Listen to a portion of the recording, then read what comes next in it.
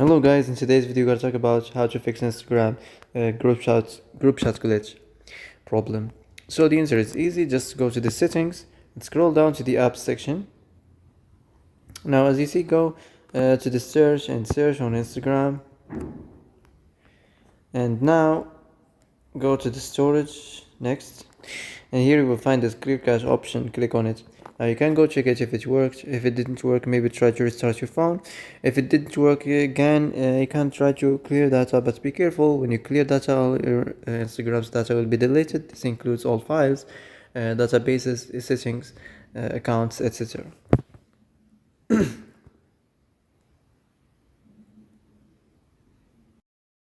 So that's it for today's video. I hope this is the answer you've been looking for. If you like this video, don't forget to like and subscribe, and see you in the next video.